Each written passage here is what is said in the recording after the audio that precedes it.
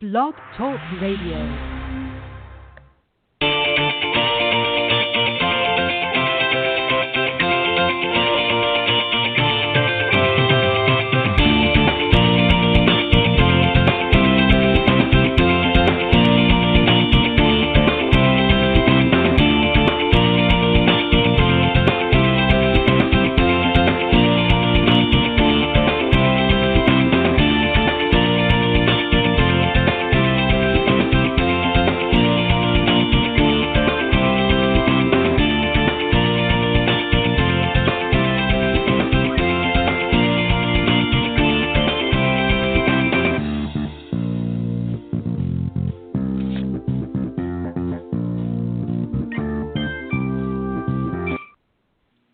All right, good evening, everybody, and welcome to Golf Talk Live. I'm your host, Ted Odorico. We've got a great show for you tonight, this Thursday, May 18th of 2017.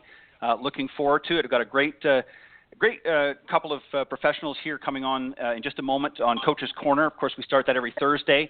And then a little bit later on in the show, I'm going to be joined by the CEO and Director of Instruction at the Bird Golf Academy, Jay Ewing. He's going to be joining me in the second half of the show.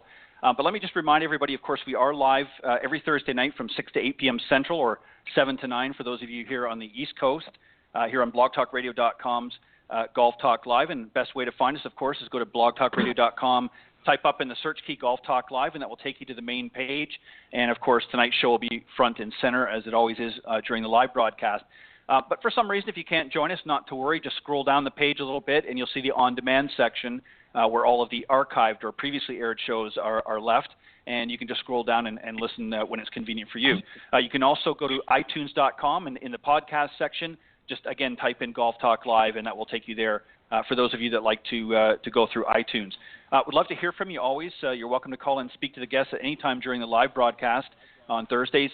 Call area code 646-716-4667, or you can email questions to me at ted.golftalklive@gmail.com. Also, if you're in the golf business and maybe you're interested in coming on to be a guest, or maybe you want to throw your hat in the ring, as it were, on the Coach's Corner panel, there's still a few spots left throughout the year. Again, you can reach out to me personally on ted.golftalklive@gmail.com, which is, of course, my email address. Always update, of course, on social media, on Facebook and on Twitter. And my Twitter handle is Ted and Buck, CEO, CEO being in capital letters. As I mentioned, got a great Coach's Corner tonight. Just a quick note, there were going to be three joining me tonight on the panel. Bill Abrams, Katherine Roberts, of course, are going to be here tonight. But Mike Fay, unfortunately, had to back out last minute due to a family issue, and unfortunately is going to be able to join us on the panel discussion tonight. But sends his condolences, if you will, and apologies for not being able to be on the show tonight, but assures me he will be on as soon as he can in the next few weeks. But anyways, let me just read a little bit about each of my guests the first half of the show. First up, of course, is Bill Abrams. He's a PGA professional and the owner and director of instruction for Golf Solutions Academy at the Balmoral Woods course in Illinois, and also at the Carolina Club in Margate, Florida. He was also the 2015 Illinois PGA Professional of the Year, and as well as the top 50 growth of the game teacher 2015 and 16 for the Golf Range Association of America, and also as a U.S. Kids Golf top 50 master teacher. And one of his specialties is making players smile, and I like that. As I said, Mike's not going to be joining us tonight, but Katherine Roberts is. Had this lady on before as a guest, and she's joining tonight on the panel, and she's the founder and president of Yoga for Golfers and has been a certified yoga instructor for many, many years. And one of the things that is interesting about her business is it helps harness and integrate power of the body with power of the mind to increase enhanced performance, enabling golfers of all levels to play better, play stronger, and play longer. And just a quick side note as well, she's also very heavily involved with her fitness and performance and work, not just in golf, but also in Major League Baseball, with working with such great teams as the Oakland A's, the LA Dodgers, San Diego Padres, the Rangers in Texas, Milwaukee Brewers, and most notably, of course, the Chicago Cubs, who, of course, as we all know, won the World Series. So lots of great work done there by Katherine Roberts. And guys, welcome to Coach's Corner. Thanks, Ted. Thanks very much for having us tonight. Yeah, thank you, Ted. This is great. I appreciate it. I appreciate it. Thank you. And I edited it down as best I could, Catherine. I'm sorry. I know you didn't want me to read it all out, but I got, I think, some of the highlights in there.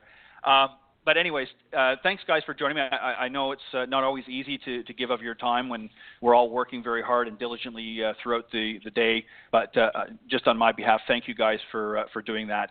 I want to start off with Bill. And as I mentioned to both of you off the air, what I did was I actually visited each of all three of your websites, Mike's included, and just pulled off some information that I thought was very interesting and very relevant to our conversation tonight. And Bill, I'm going to start with you. And one of the things that really caught my eye as you talked about the three pillars of success. And what I want you to do is I want you to talk about what you classify as pillar one, your swing. And I guess the question would be is what should golfers be focusing on to groove their best swing? Let's kind of break it down a little bit. And then, Katherine, by all means, if you've got any questions or comments about that as well, feel free to jump in at any time. Sure. Well, thanks, Ted. And really, with the person's swing, the first place we start is the ground.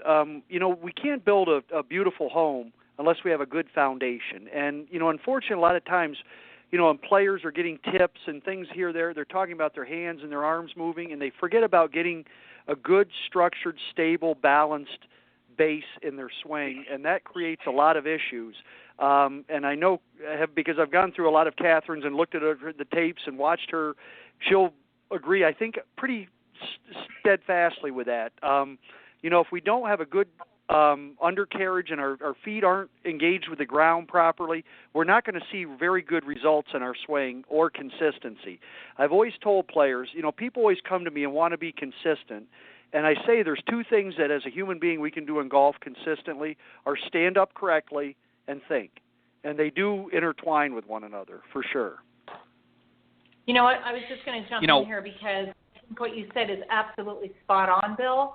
When you look at the kinematic sequence and three-dimensional motion analysis, the golf swing does start in the feet. One of the things that we do in yoga and yoga for golfers is we work the feet, and I do this with my baseball players too. A lot of golfers have flat feet and pronated arches, and if they have that, it actually travels up the chain reaction biomechanics, and can actually affect their hip turn. So I agree with you. All of that starts in the ground. Mm-hmm. Absolutely. Now, let me ask you that. Yeah. Sorry, go ahead, Bill. Yeah, I see that on a daily basis. We'll get people leaning left, leaning right, on their heels, on their toes, too narrow a stance. They're just not really creating an area where they can make some room to swing, for lack of a better term. I mean, it's just, we get a bad stance, and then, it's all from that point down. It really, it never improves moving on the chain from there. Something just on a side note, it's interesting that you mentioned that, Bill, about the stance.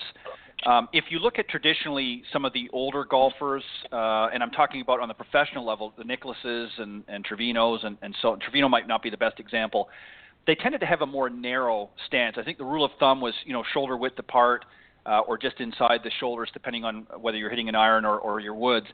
But I think with today's more athletic golfer, I think predominantly, and correct me if I'm wrong, but they tend to take a little wider stance than maybe what traditionally was done. Would you agree with that, Bill? I wouldn't totally agree with that. When I look at the players that really played the best, the Hogans, Nicklaus, Player, Tom Watson, that have had a lot of longevity, they did tend to have wider stances. As we started to get into the 70s, they started to pinch them in a little bit. A lot of back problems started to happen. And then, I think it's evolved its way back to that bit wider stance. And I always tell people shoulder width is the outside of the shoulders to the inside of the feet. It's not the other way around, right. Not the outside of the shoulders to the outside of the feet. Mm-hmm. And, again, it really creates a much better, in my opinion, a much better setup. And I think, those, when we say more narrow, I think we look at those players in the 70s. When we look at those players I was talking, the 60s and early 70s, they did have a bit of a wider stance. Yeah, Johnny Miller comes to mind earlier on. I mean, he had that sort of classic reverse C. If you look at some of his earlier days, in the 60s and that, and you're right, a lot of the golfers of that generation tended to have a lot of back issues. I'm like you, Bill. We were talking off air. You were mentioning, about how tall you were. We're about the same height. I'm a little under you, I think. I'm 6'4.5" on a good day. But I have a lot of length in my legs, and I find, for me personally, if I get into a too narrow of a stance, I get too much body sway and not enough good hip turn. Katherine, I want to move on to your segment here a little bit, and something that caught my eye on your Yoga for Golfers website is, you talk about, of course, proprietary methodology, and you made a statement here, and I think is very interesting, and I'd like you to kind of expand on it and explain the why, if you will. But you indicate at the most basic level, golf and yoga are the same. What are the similarities that you've experienced and seen over the years as somebody that's obviously well established in that profession? What are the similarities that golfers can identify? Well, I think first and foremost, we're just talking about movement. And one of the things that yoga does is yoga teaches our athletes about proprioception. Proprioception is knowing where your body is in space. And so, let's say you're out on the course and you're trying to fix something at the top of your backswing. If you can't see it, and by the way, I'm a golfer, so I might get to the top of my backswing and kind of look at where my wrist angle is and where my club head is and all of that. But it helps to cultivate feel. And that sense of feel is what we teach in yoga, and that's also what you need to know when you're playing golf. I wanted to just touch on one other thing that you and Bill were talking about, which I think is so important. We talked about the feet, but there's also the connection to the ground and feeling that connection to the ground. So, I will candidly tell you that when I set my feet at address, I have a pretty significant waggle. And I do that because it gives me the sense of feeling the connection to the ground. In yoga, when I do my Yoga for Golfers programs and we do all the standing poses, one of the first things we focus on is feeling the feet connected to the ground. And then, as Bill was talking about, then the sequence comes from the feet to the hips, to the thoracic spine, to the shoulders, to the hands, and out to the club. What do you do when you set your feet at address? You set your feet, you feel the connection to the ground. So there's so many similarities between, yoga and golf. And, right now we're just talking about the physical aspects. There's also the aspect of the mental part, the mindset conditioning, the setting your intention to something that we teach in yoga all the time. It's called one-pointed concentration. In golf and in baseball, what I teach my athletes is, how do you stand over the ball and be only focused on the one task at hand? And you think about this, and I'd love to hear about this from Bill too. It's like, how do you teach that as a golf professional? You think about this, you play a 4.5-hour round. You're only playing 14 minutes of golf in a 4.5-hour round. And by that I mean standing over the ball and being completely focused. I don't know, Bill, what are your thoughts on that? Yeah, absolutely. I agree. And one of the things, and it's kind of funny, I was working with one of my players, a college player, a young lady that plays at Bradley and had a phenomenal season this year. And, we were talking about that with earlier today about, we're adding things by subtracting things. And with a player at any level, if they've got too many things on their mind, there is absolutely no way that they're going to be able to perform. We're trying to find that one little nugget, that one little thought that will allow them to get whether it's finishing on the ball of their foot or, pushing off the right foot or, keeping the pressure in their hands as light as they can through the shot. We're looking for that one little nugget that's the swing thought that really, when they do that, they perform and perform well. In other words, the shots that they hit on a scale of 1 to 5, where 1 is very poor and 5 is great, that they don't get worse than a 3.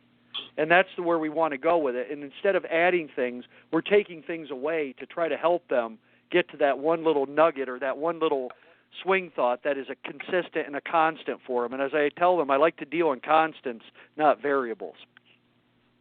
Yeah, I love that. Well, the other thing that I teach, that I work a lot with my athletes on, is breathing. And I'm assuming we'll eventually get to that, but yes. it's like I do this with my pitchers all the time too. is to,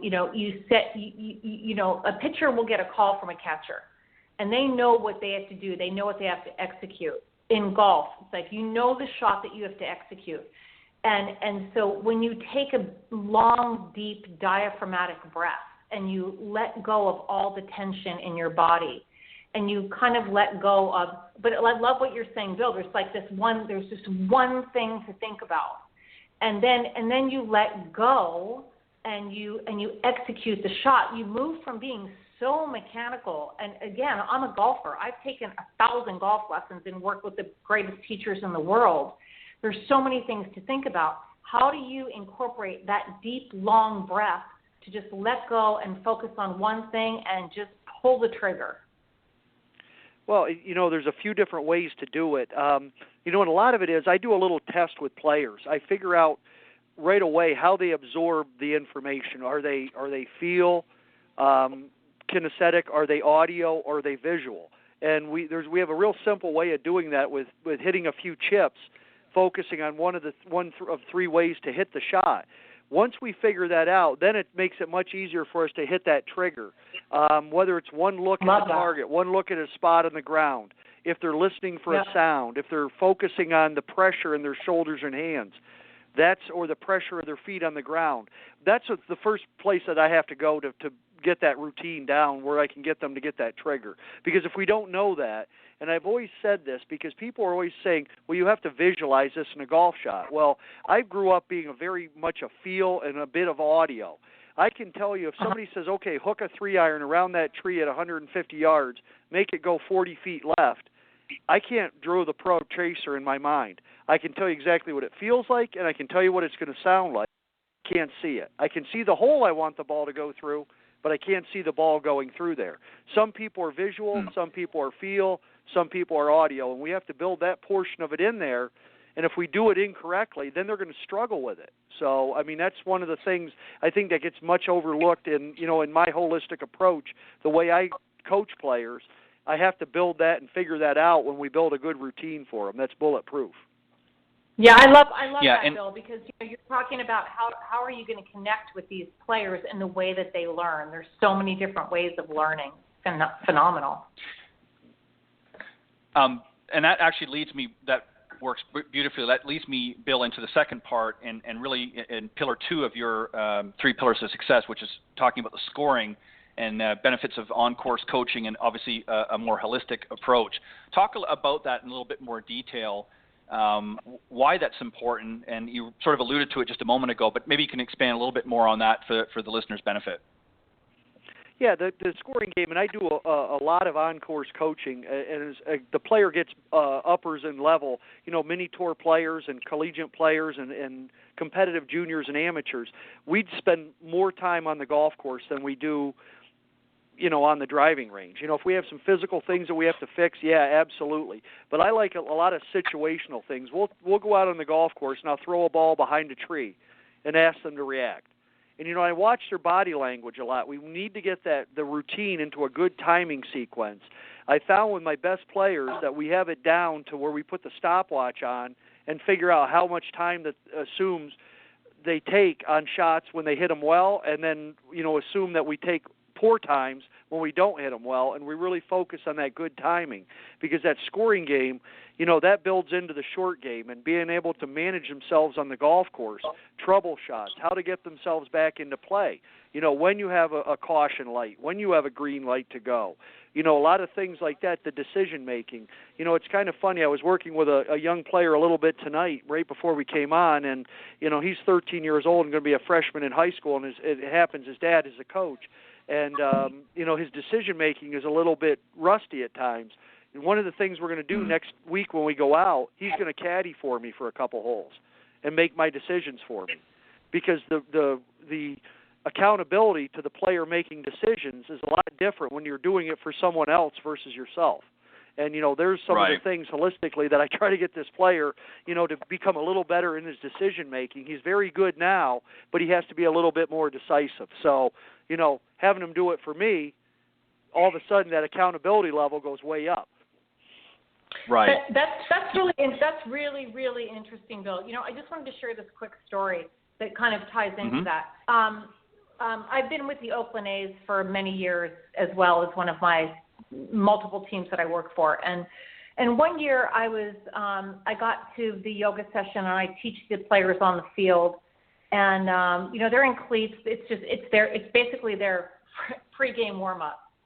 And I was talking to Chili Davis. You guys know who Chili Davis is, right?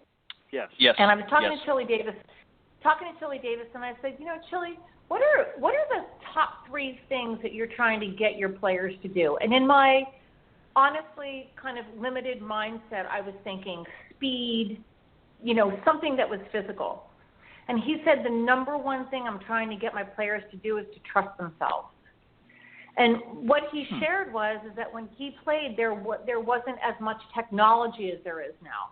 And because of that, they're kind of always, they throw a bad pitch and they're looking back to the pitching coach, like, okay, well, what now? Like, kind of fix me. And I love what you just shared with Bill, is that you're teaching this accountability piece to this 13-year-old golfer, which is something that he will take not only on the course but off the course. And that's what we do too in Yoga for Golfers, is we're teaching people to learn how to trust themselves, to breathe through the process. And you know what? Just because you had a bad shot doesn't mean you're a bad golfer. Just because you had a 3-putt doesn't mean you're a bad putter. And guess what? Like, if you hit that shot once, you can do it again. It's in there. It's trusting yourself. And I love what you shared about that. Yeah, absolutely. And the decisiveness is something. And it's always funny when I find a younger player especially that's very indecisive. I have the parents there as well, and I'll say, when you go to a fast food place, you go to a restaurant, do you know what you want right away, or does it take you 5, 6, 7, 8, 10 minutes to figure it out? And more times than not, they'll be indecisive. I say, okay, here's our new game plan. I want you making your decision at that restaurant within 30 seconds. And they look at me real funny. I said, no, I want you to be that decisive. If you stop at McDonald's, which I tell them not to, but if they have to once in a while, I say, I want you to walk in there, and I want you to know within 30 seconds what you want. And they look at me funny, and then all of a sudden they start doing that. And it's amazing how it makes a difference in their life. Yeah, I was about to say, when I drive to McDonald's, I'm always stuck between the Big Mac and the Whopper. I know those are 2 different franchises, but, that's my biggest problem. Yeah. Well, and Bill, that does raise an interesting point, because, one of the things that if you watch the better players on TV, when you start to see a player second-guess him or herself, right away that the wheels are starting to fall off a little bit, especially when it's consistently over several holes. When a player is confident in their game and trusts, what they're bringing that particular day, they're very decisive in what they're going to do. They know exactly what their game plan, even if their ball isn't behind a tree. When they start to, even on simple shots, second-guess or question themselves, you start to sense that they're not in control of their game at that particular point. And, I mean, you've seen it as well, Karen, I know you have over the years, how many players, when they start to go down that path, can literally derail a round and ultimately end up losing a tournament. And this brings me to a point, Karen, Katherine, that I want to get to with you. You touched on a little bit about quieting the mind and using some proper breathing techniques, and that was something else that you had on your website. So talk about that, some of the techniques that maybe our listeners out there that can use, that you're implementing in your programs, both in the breathing and also mentally, what they can be saying and telling themselves in order to help them out on the golf course. Well, there's so many physiological and psychological benefits to learning how to breathe properly. Let's just talk about the physiological benefits. When you are able to take a long, slow, deep, what I call diaphragmatic breath, in through the nose and out through the nose, and you allow tension to leave your body through that exhalation, what that does is that enables the body to, as you begin to turn, do what's called eccentrically loading, right? So a muscle needs to be relaxed so that it can eccentrically load so that when you contract that muscle, it can concentrically explode. So if you're standing over the ball and you're really tight and tense, you can't get that full range of motion and efficiently, effectively, and consistently load the muscle. Does that make sense? Yes. Yep. Absolutely. On my end, absolutely. Yeah. Yeah. And so that's the physiological benefit of proper breathing. The psychological benefit of proper breathing is that when you are holding your breath, it literally sends your body into a fight or flight response. It affects your ability to make a well-rounded cognitive decision.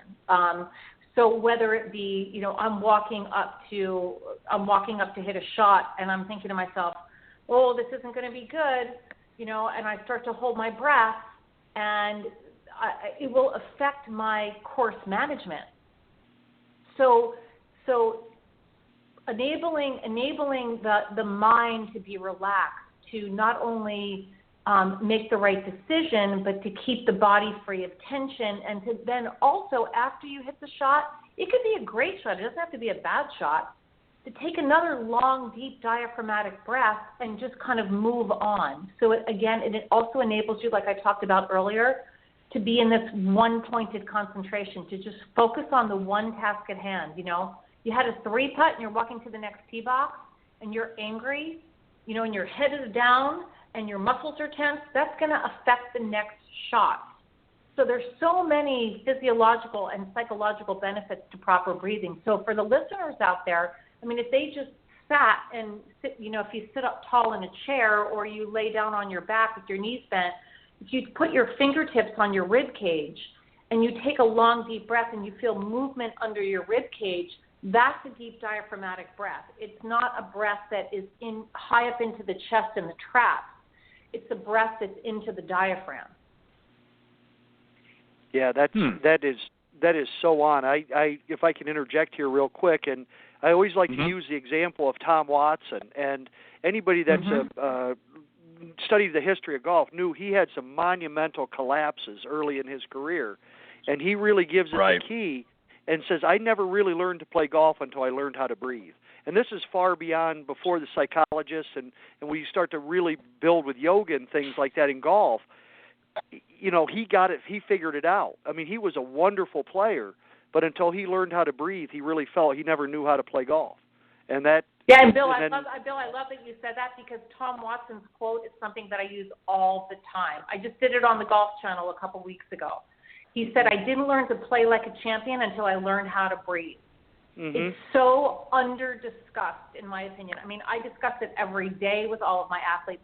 The other thing that I wanted to say is, like in baseball with my pitchers, when I teach them how to breathe, I had a pitcher, and I always keep my clients anonymous, but I had a pitcher that said to me that he used to feel like when he was standing on the mound, the game was like, he felt like it was racing. It was moving too quickly. And once I taught him how to breathe, he said he felt like he could slow down the pace of the game. And this is a guy that's standing on the mound in front of 70,000 people. Mm-hmm. If he can do that, any golfer can do that. Right. Well, and the other thing, it goes to a great point, Katherine, too. It goes back to the setup. And I always talk to players. When your posture's bad, if your chin is in your chest, I'll have them do an exercise. Put your chin in your chest and try to do that deep diaphragmatic breath, and then put your chin up in the air and try to do it. And it's amazing. They say, wow, what a difference. I said, well, right there, it goes hand in hand with the breathing and the thinking and the setup all together. It's got to be, one and all together. Well, and I well said, by the way, both of you. I think the other thing, too, that a lot of people don't realize is when they're not breathing properly, of course, tension creeps in. And I'm sure this was something that Tom Watson and many of the other players that maybe didn't initially learn to breathe properly. Everyone thinks, well, we breathe every day, and so I don't understand how that's important. But a lot of people don't breathe properly. Katherine, I'm sure you can attest to this. We're in a rush a lot in our daily lives, and a lot of times people are out of breath because they're not breathing properly, or they're rushing through their day. And if you try to take that out onto the golf course, 9 times out of 10, by the time you get to, hole 7, 8, or 9, your game starts to fall apart because you're not really, breathing properly. Your tension's creeping in. bad shots start to happen, and all of a sudden now the mental aspect of the game starts creeping in, and it just, suddenly the back nine doesn't look too exciting, and you're just looking for that round to sort of get over. Absolutely, Ted. And you know what? I call breathing the reset button for the mind and the body. One long, deep, slow, diaphragmatic breath is the reset button for the mind and the body. I mean, I cannot say that more clearly. And, what happens is if you find yourself in a stressful situation, you notice that you'll take a yawn. And a yawn is the way that your body is saying, I am losing oxygen. I need more air. I need more of that. So it really cannot be I can't say it more importantly, the importance of it. The other thing is, when you talk about putting, because I do a lot of putting clinics. I obviously don't teach golf, but I work with a lot of golf pros. And we just did a putting clinic recently up at True North with Doug Hammer, who's the director of instruction up there. And all I did with them was, obviously there's the physical aspect, but we did the physical aspect of putting. There's some yoga moves that I do, like a chair pose, to help people feel grounded and quiet the lower body. The shoulders move with rotation from the thoracic spine. So if you have a C posture and you are not able to efficiently and effectively and consistently rotate your thoracic spine, it will affect the ability for your hands to move more easily. So there's the physical aspect, but the biggest aspect when you're putting also, and I'd love to hear Bill's thoughts on this, is to take a long, deep diaphragmatic breath, and when you exhale, feel the tension leaving your traps, your shoulders, your forearms, and your hands. And when you incorporate breathing into your pre-shot routine, it's dramatic how much better people are able to execute the shot, especially in putting. What do you think about that, Bill? I think it's spot on, Catherine, and I've actually used that as a trigger with some players. They had a problem when to pull the club back. We've used the look back to the ball, and that didn't really work sometimes.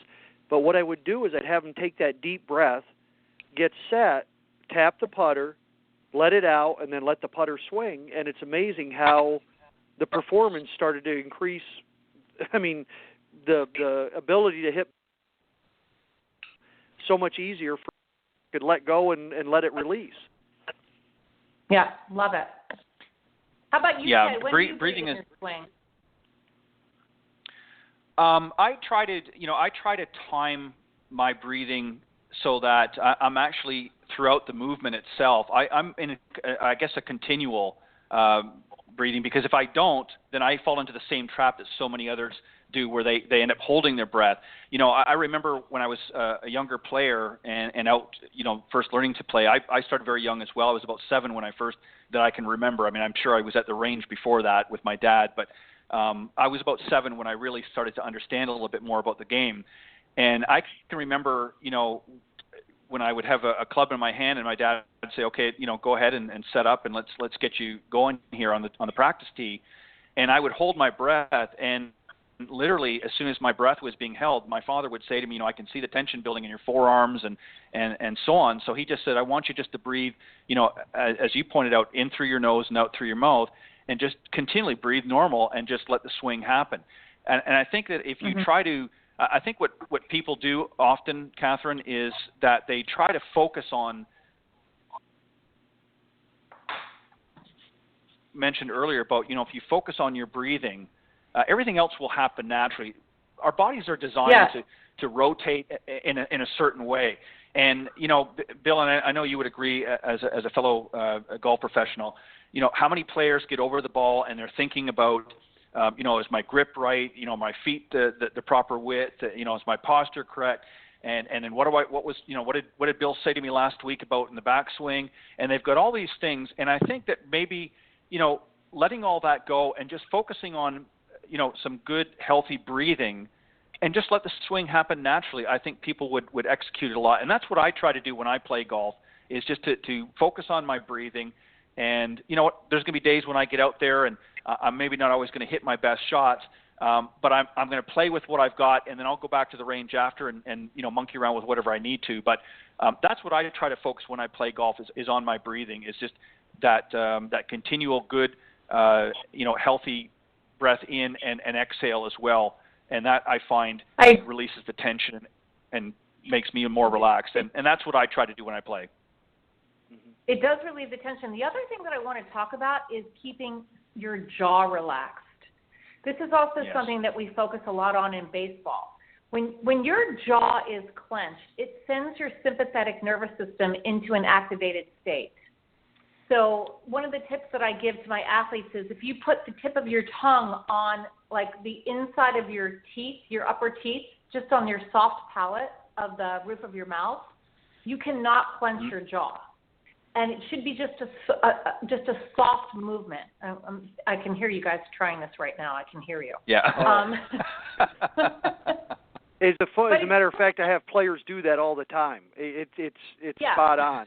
You can't tighten your shoulders either when you do that. I mean, when you put that tongue on the roof of your mouth, you can't.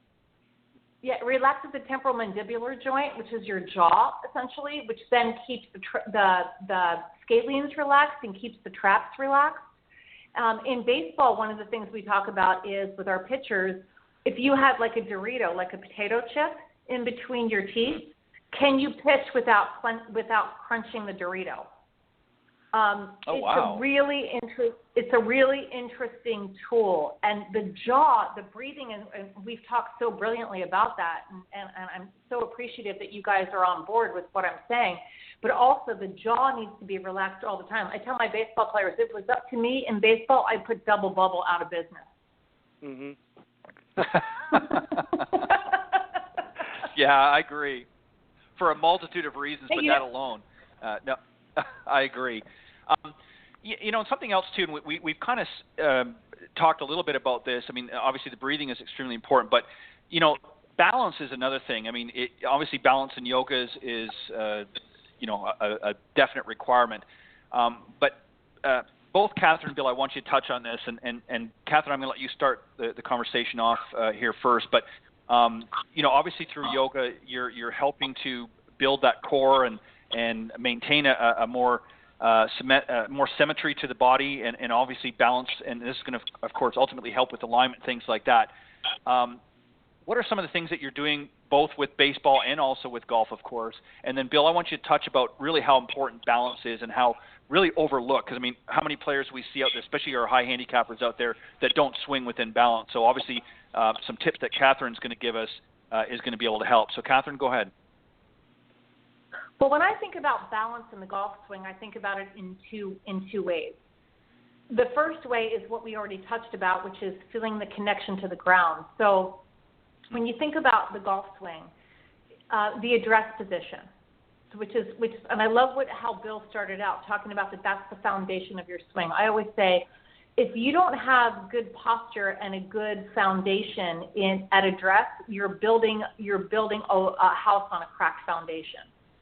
So at address, we talk a lot about balance. We use things like a chair pose, teaching people to and your listeners can do this, right? So if you just stand and your feet are at your address position, but your body might be upright or even at address, and if you close your eyes and you shift your weight to the left and to the right and forward and backward, where do you feel that sense of balance? And by the way, this all starts in the feet.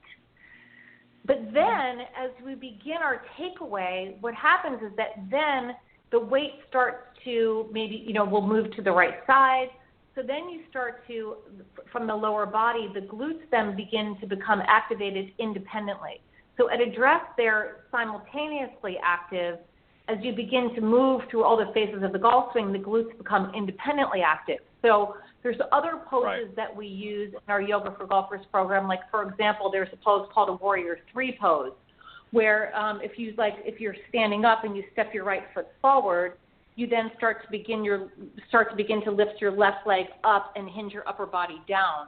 That's also a way for us to teach our golfers to independently load the right side as you do getting to the top of your backswing. And then, the weight and the weight transference obviously goes to the left side as you go through impact and finish. So there's lots of different ways that we work on balance. But I have to tell you something. In all the years that I've been teaching yoga for golfers, which is now 17 years, and we're in 26 countries, I would have to say that the number one thing that people say to me with feedback after even one session is, I cannot believe how much better my balance is. And when I have an athlete that says, I'm more balanced in my swing, but you know what? I can actually stand on one foot and put a sock on the other foot, that kind of gets me excited.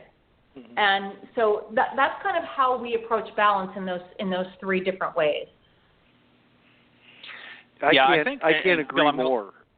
Yeah, Bill, I'm going to let you go ahead in here in a second, but I just want to add one thing. You're exactly right, Katherine. One of the things that I think that a lot of people make the mistake. I mean, I'm all for fitness and I'm all for, getting some sort of a workout routine. But I think one of the biggest mistakes, especially golfers make, is, and I'm going to speak on behalf of the male population, we're under this misnomer that we need to go into the gym and work out, the big muscles all the time and things like that. And those are certainly good and maybe a little bit of core. But that's not the only muscles that are involved in the golf swing. There's a lot of little muscles that get involved that are stabilizing muscles, and they don't get worked a lot of the cases. And I think one of the big mistakes that a lot of people make is they get out there and they get into some workout routine, and again, I'm picking on the guys here, and sort of bulk up, if you will, a little bit, and ultimately end up creating a negative effect when it comes to their golf swing. Bill, I'm going to let you sort of carry on from what Katherine was talking about with balance and that, but I just wanted to throw that in there because I think it's important that people understand that it's okay to have some sort of a fitness routine, but you've got to make sure that you're doing a well-rounded and a properly executed routine, that you're not just going and doing sort of a generic thing that's not going to benefit you, especially if you want to improve in your golf game. Bill, go ahead. Yes, I agree wholeheartedly all the way through with the balance. And I think one of the things, and I believe Katherine will agree with this, and Ted, as you as well, that people confuse stability and balance. I like to teach from a neutral position where we're centered up, weight equal, front and back in the feet, left and right as a starting position, because we can consistently get there. One of the things I'll ask players to do, and we'll notice with body track or one of the pressure sense cores, is that somebody will be leaning left, leaning right, a little to the toes. I'll ask the player to close their eyes. Then all of a sudden they'll be leaning one direction. I'll ask them to right themselves. Then from there I'll have them take a practice swing at full speed with their eyes closed. Then they get the sense of what dynamic balance is versus stability, and that is one of the keys to getting players to improve. I'll have some players that will be struggling. I'll say, okay, go ahead and take a rehearsal swing as hard as you can, maintaining your balance. And they'll just go very hard and stick. I'll say, well, what'd you do wrong? How'd that feel? And they'll look at me like nothing was wrong. I said, exactly. Then we get that idea of how to move dynamically with that good balance. And I think, as you said, with closing the eyes, that's the easy way, because now you're on instruments. It's like your own internal GPS. And I think that's one of the things that gets confused with people. They think they're stable, and they confuse that with being balanced. And to me, there's a huge difference. And that simple little drill of a player taking a rehearsal swing with their eyes closed at full power, you can get that fluidity of the motion and also the harmony of the balance, which is such a key to being able to play this game, at a very, very good, at your best level possible. I agree right. completely, Bill. And the other thing is we're talking about what I touched on earlier, which is proprioception. So proprioception is knowing where your body is in space. And what happens as we get older, the proprioceptors of the nervous system become kind of like deadened. So that's why when you see older people, they start to become more hunched over, because they're looking down at the ground, because they don't have that sense of proprioception where their body is in space, and they're afraid of falling. And so they start to then focus, towards the ground. They start to shuffle their feet because they can't feel their feet against the ground. And that's something also that we do in yoga for golfers, so I think is very beneficial for golfers, is everything we do is with the shoes off. I think people need to take their shoes off more than they need to wear shoes, because you feel that sense of your body against the ground, and that is a chain reaction. I've been teaching yoga for 20 years, but I also have a fellow degree in chain reaction biomechanics. So I I look at the chain reaction biomechanics. When I assess players, it's like, when they're calcaneus, their heel strikes the ground, and their subtalar joint, their ankle joint, then should move in a certain plane of motion. That transfers all the way up the body, and that is the golf swing. You asked me the question earlier, Ted, about, the similarities between yoga and golf. That's it right there. Mm-hmm. Yeah, something else, Bill, and this is something that I can attest to from my own, my own personal situation. Again, going back to when I was growing up, my father always used to say, because basically that's how I was taught, was my father. He was an extremely good golfer and was very sound with the fundamentals and that was really what he focused on with me. And one of the things that he always used to say to me was, he said, Ted, he said, you go ahead and take your practice swing. And then I'd get over the ball and it would, I'd hit the ball and it would look entirely different. And he said, you have a great practice swing, but when you get the ball in the way, suddenly something happens. And I think a lot of golfers, Bill, would you agree with that especially our high handicap golfers, can take a great practice swing, but then as soon as that ball's in the way, suddenly they're not thinking about the swing anymore. They're thinking about the ball. And that great golf swing you just saw a second ago in the practice, it suddenly evaporates, and you're looking for that swing again. What do you try to do to help players to sort of overcome that fear, if you will, or that anxiety, I guess would be a better way?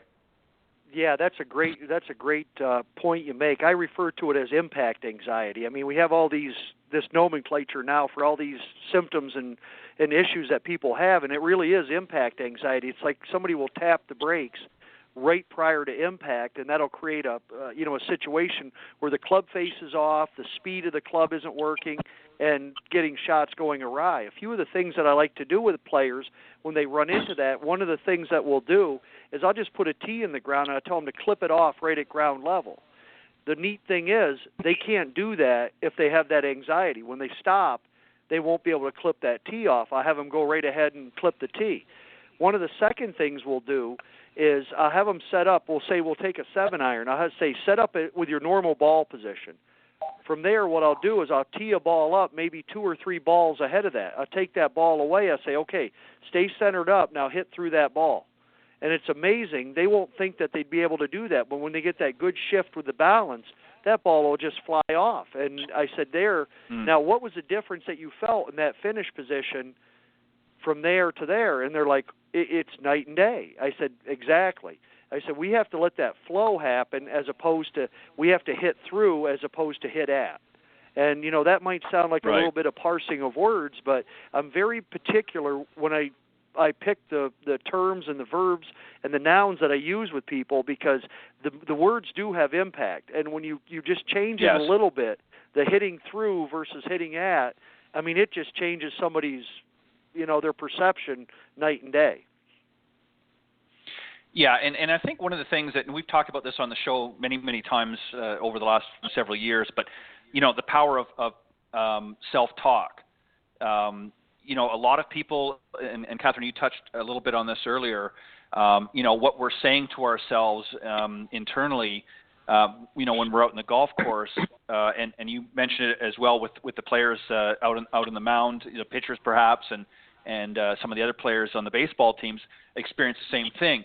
If the thoughts going in their mind are negative, and they're getting into a situation where they're anxious or their anxiety is starting to build, they're setting themselves up for failure. And I know that you, through your programs, work on that a lot. Talk a little bit more, if you don't mind, on some of the things that you do to help your, again, both golf and baseball, you can tie them both in, to help them be a little bit more focused on I guess, the positive energy coming in from their mind and in their thought process as they're making their way around the golf course or through a baseball game.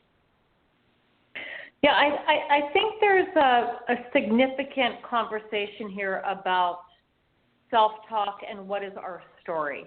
What do we tell ourselves? Mm-hmm. Is it the truth or is it just our story? And I'm just going to share a personal story for me. As I said, I'm a golfer, and I don't know, about 10 years ago, I had the yips in my chipping. And I would stand over the ball, and literally I did not, and Bill, I would love to talk to you about this. Literally, I didn't know if the ball was going to go 3 inches or 30 yards. I did not know. And I would stand over the ball, and I would say, this was my self-talk. I would say to myself, oh, this is not going to be good. This is not going to be good. And you know what? Yep. It wasn't good. And conversely, I had a situation where I was playing in a media pro-am at Greyhawk, and Gary McCord is one of my clients. And I was standing, it was on Talon at Greyhawk in Scottsdale, and I was in this bunker, and I literally couldn't see the flag. I felt like I was in Scotland, and I couldn't see the flag, and I thought, oh, this is not going to be good. And because it was a pro-am and it was a media thing and it was kind of fun, I pulled out my cell phone standing in the bunker and I called Gary McCord. He called me Yoga Woman. And I called Gary and I said, what are you thinking making this bunker? I can't even see where I'm going to hit the ball. And he said, he calls me Yoga Woman. He goes, Yoga Woman? He goes, you got this. And I said, okay. And I put my cell phone away and I walked back and I grabbed my sand wedge and I said, you know what? I have hit out of the sand successfully before. I can do this now. And I hit the best bunker shot of my life. And wow. I think that's a lot of that story tells, kind of reiterates the situation of like, what is my self-talk? Oh, I can't hit this shot. I'm bad at this shot. I don't know if the ball's going to go 3 inches or 30 yards, and so this is a lot of the inner dialogue that we tell ourselves, which is our story. And this kind of goes back to the breathing piece, which is when you take a deep breath, that shot is over and you can move to the next shot with clarity, a clear mind, a tension-free body, and you will have more success. Yeah, and well said, Katherine. Something that was interesting on the Tuesday morning show that I do with my friend Cindy Miller, we talked about, there was an interesting story that was shared about Annika Sorenstam, and this was back several years ago at one of the, I think it was a U.S. Open, and she talked about one of the issues that she had when playing around was that she couldn't shut her mind off in between shots. So for 4.5 hours, whatever it happened to be, she was thinking nothing but golf and golf shots and things like that. And she, really talked about how, she needed to be able to find a way to quiet her mind. And, somebody said to her, well, think about something entirely different. Think about walking through a garden or something when you're walking between, shots. And then as you get closer to where your ball is, then you re-engage and you think about the shot at hand. And she said, that was something that really was a major game changer for her in her career, because earlier on it was nothing but golf, and golf shot, what do I do now? And it got to the point where her mind was racing so much. And I'm sure there were other things that she did as well, but again, it was that self-talk that just to relax and to have that positive energy, so that when she was able to get up to the next shot at hand, she was able to do it with confidence and able to focus on, Bill, as you talked about, the specific task at hand right now, and not thinking about it, 100 yards back, and sort of using the time effectively. And I think that's something. Right. Go ahead. Yeah, absolutely. Ted, one of the tips that I give my golfers is when you're walking between shots, focus on your heel striking the ground all the way through your toe, lifting off the ground. Lift your eyes to the horizon. Take a deep breath. Feel in the beauty of the golf course. I love golf courses. I live in Arizona and Vancouver, Canada, and when I'm in Arizona and I'm playing around and it's late and it's and the sun is setting and the shadow on the ball is a foot long. It's like, wow, it's so beautiful, and there's wildlife, and take in the natural beauty of where you are. It does help to reset the mind. What do you think about that, Bill? Yeah, I do. Embracing the situation and embracing what's going on is so much of it. Getting comfortable instead of you got to do instead of try. We do this, we do that, and we're not going to fail. That's the thing. You got to realize this isn't life and death. You're not going to fail if you do versus try. When we try, it opens a shadow of doubt in your mind. When we do, it makes things so much easier. I talk to young children. I'll teach children as young as 3, 4 years old. And one of the things we'll do is I'll bring an impact bag out, and we'll put a ball on a tee. And I give them simple instructions. I ask them to tell me verbally what they're going to do. We're going to go over the bag, we're going to go into the bag, or we're going to go around the bag. And they'll say, okay, I'm going to go over, Coach Bill. They hit the ball over. They go around. Then I'll take a hula hoop and put some alignment sticks in it. We're going to go through it. We're going to go over it. And they'll be amazed, and their parents are just sitting there dumbfounded. This child that can barely hold onto the clubs can hit the ball over, hit it through, hit it around. And I'll say to the child, you're like a superhero, aren't you? You can tell yourself what you're going to do. And they say, absolutely. And it's amazing how a child with that young unscarred mind can do that. But we as adults go to all the negatives as opposed to all the wonderful shots we've had in our lives. And all it takes is one good one. And I find that with very good players, and that's the thing they struggle with most. It's not sometimes hitting the reset button, as you say, Katherine, with the breathing, when you've hit a shot that's less than what you want.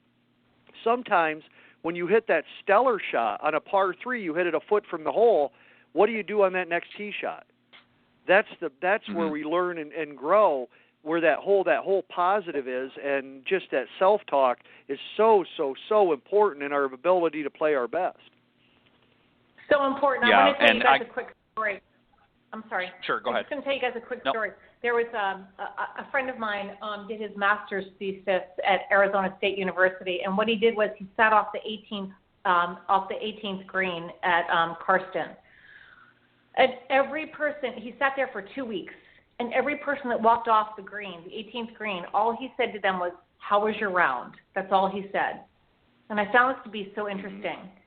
The younger the golfer, they said something like, of course, we're in Arizona, "Oh, we saw a snake and my buddy fell into a cactus," and, something great, something crazy fun, right? Never mention their score. As the older golfer came in and the lower handicapper golfer came in, they said things like, "I can't believe it, I missed par by 1. I'm throwing this putter into the lake." Right? So the response got more negative. And so that reminds me that we are involved in a game that we all love, and we have to find the joy.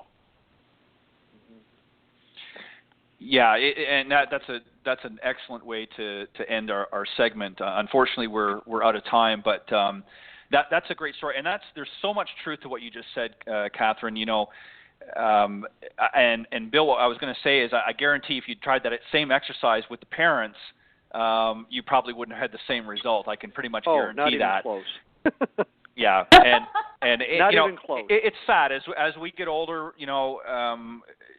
Things like that happen. We tend to sometimes bring those battle scars with us, and I think that it's important to acknowledge that and deal with it, as opposed to just and this is something too that I see with a lot of golfers that have played for any length of time, and regardless of what level they are, is they're always focusing and dwelling on the bad shots. And, like you said, Katherine, coming off the 18th, geez, if I had just made that birdie or made that par and such, I would have had a good front 9, and the back 9 would have been, and there's always a bunch of excuses where, as you said, the kids coming off there, or the younger group coming off, are thinking about what they saw and the experience and taking it all in. They're not even thinking about their scores. They couldn't care less in most cases about their score. And I think that's something that where self-talk can really, really help. And great discussion, guys. I really appreciate this. I really enjoyed listening to what both of you had to say tonight. And I look forward to continuing this conversation at a later date. But I'm going to give you guys just a moment or two each. And this time I'm going to go ladies first. Katherine, let the folks know that they're tuning into the show, where they can, if they want to reach out to you, where they can go to learn more about Yoga for Golfers, and how they can get a hold of you if they're interested in getting involved in one of your programs. Well, it's yoga for golfers.com, and what I just did want to tell everyone that we have a thing on our website called the YFG Golfers Profile, and if they go onto the website and they take the Golfers Profile, and it asks them about 15 questions about their fitness, their strengths, their challenges on the course, etc. and they will receive about 15 free video tips to help them get started. The most important thing is to just get started. So go on the website, take the golfer's profile, and start today. And the second thing I would say is, Bill, I'm coming to you to take a lesson. Beautiful. Well, you know where to get in touch with me. It's just BillAbramsGolf.com. Real easy. ABRAMS, just like the tank.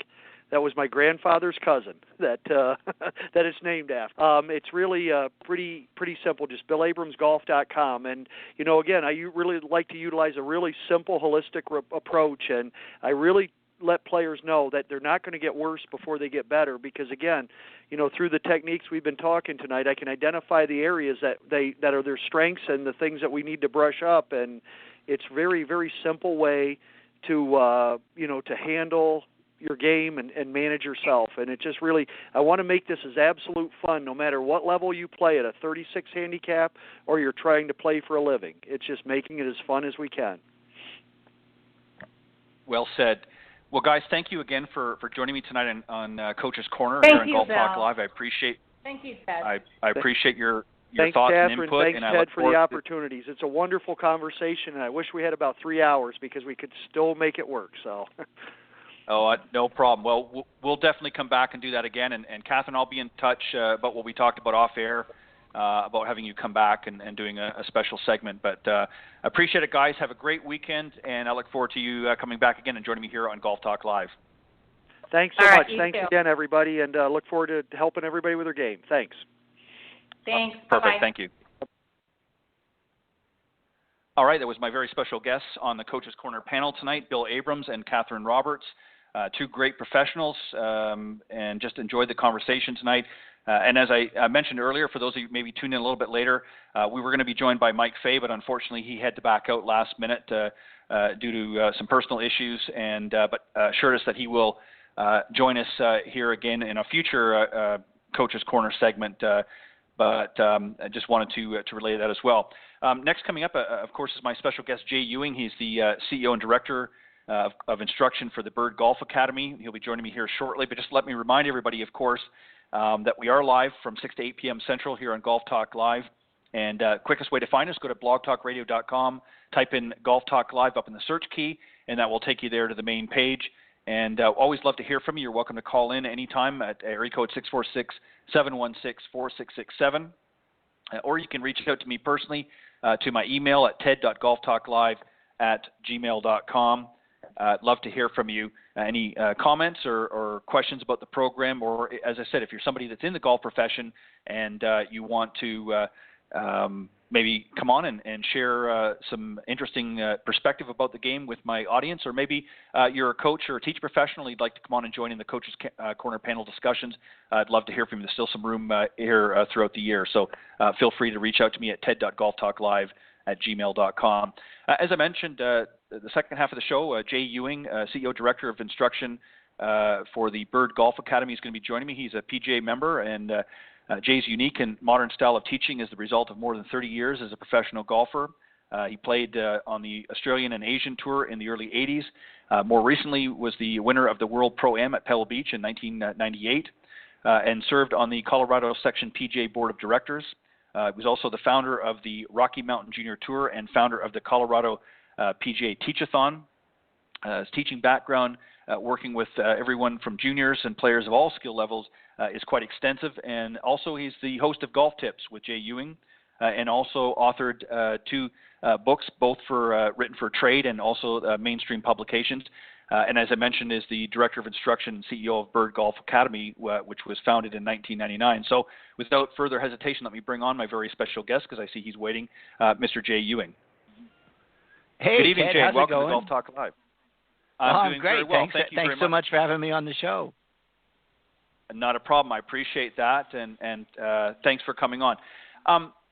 Jay, I wanted to, obviously we're going to talk about, I know you've got some very interesting news that you're going to share with us in a little bit, but tell us a little bit about maybe some of the history, first off, of the Bird Golf Academy, sort of how it came about, and I know you've got a number of locations, and then we'll talk about some interesting news that I know you want to share with my audience tonight.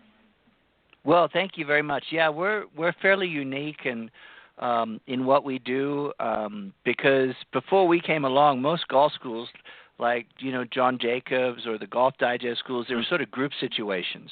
And meaning no disrespect to other schools, but the foundation of our school differs from that philosophy, because we only feel that the most effective way for someone to learn is 1 or 2-on-1 rather than a group of 4 or 5 or 6 people. And the other thing that's significant about our school is who teaches our students.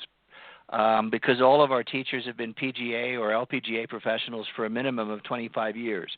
And they include 6 members of 2 or more Halls of Fame, 2 different U.S. Open champions, and PGA Master Professionals, and so on. And a great teacher understands a great many methods and styles of teaching, and they put the right one with the right person, rather than teaching a canned version of the golf swing.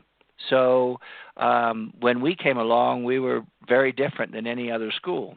And we've been very lucky to be able to do what we've been doing now for almost 20 years. Wow. Now, as I mentioned, you've got many, many locations all around the United States. Where are some of the locations? And I believe you're going to share that you've got a new location now. Let's talk about some of the other locations, then you can announce where the new one is taking place. Well, of course. Thank you. Yeah, we have 21 sites around the country. We're in 9 different states. And we have something sort of geographically for whenever someone wants to come at whatever time of year. So our flagship site, that's at Wild Horse Pass Resort and Spa in Chandler in Phoenix, which has taken its place as one of the great properties really in all the Southwest. The 2 golf courses there are managed by Troon. And in 2012, the Whirlwind, the golf facility, was named the best of Troon for the 2nd time. So it's the only facility that's ever won that award twice. And the Sheraton this year was just designated as a Sheraton Grand, making it the only Grand property in North America. And it has every amenity people would expect at a world-class property, including Kai, which is the only 5-star, 5-diamond restaurant in Arizona, one of only 13 with those assignations in the whole country. And Aji, their spa, is equally renowned, and it has everything that everybody would expect at an amazing place. So it's a very special place. But in addition to which, we're at 20 other very special properties around the country. So whenever somebody wants to go and work on their game, we've got the perfect place for them. And our newest site is at Turnberry Isle, which is just north of Miami. It's between sort of Fort Lauderdale and Miami in South Florida. And Turnberry is an iconic property that has 2 great golf courses. The 2 golf courses there have hosted all 3 major tours in their history. And it's a spectacular place. But we're also partnered with a great many other fantastic properties around the country, some of which, like the Alisal in Solvang in Santa Barbara, were very unique places. Santa Barbara, or the Alisal, is only 76 rooms, and it sits on 10,000 private acres. And it's still a working ranch with 2 amazing golf courses. So we've got kind of something for everything. Everybody, I beg your pardon. Very, very unique. I like that. Jay, one of the things that I wanted to talk to you about, we'll get a little bit more detail about the Academy and some of the things that those attending the Academy can expect from working with some of the great professionals that you have there. And you mentioned, you touched on the fact about many of the other academies that are out there. And again, this is not meant as a criticism, but do offer more of a group-type program where you have more 1-to-1 or 2-to-1 with the instructors. Why is that? Why did you feel that was an important approach to take as opposed to what generally most people would perceive as an academy instruction? Well, and thank you for that. And this is in no way to disparage other schools, because there's a lot of schools out there that do a great job. But we just feel that the thing is, when you're teaching someone, as you know, it's like when someone gets stuck, which always happens in the learning process. If they're in a group of 4, 5, or 6 people, you can't unstick that person without neglecting the other people. And most other schools, they teach one method, and they're sort of teaching everybody all the same stuff. And that may be effective for some people, but not all. So Right. When we work in our format, if it's one-on-one, it's obviously that person is spending all of their time exclusively with their own teacher. But in our two-on-one formats, it's like having private lessons, because even if people are at differing abilities or stages of the game, their teacher will give them each things to do, and it's like having private lessons. So that's kind of one of the two foundations of the school. Well, and something that you touched on, which is very interesting, and I think the industry is starting to recognize this now, Jay, is that everybody's unique, of course, as a human being and as an individual. So why wouldn't our golf swings be somewhat unique? And of course, there are certain staples within the golf swing. If you look at any of the great players over the years, both on the men's and the women's tour, there's certain key elements of a golf swing that I guess have to remain constant.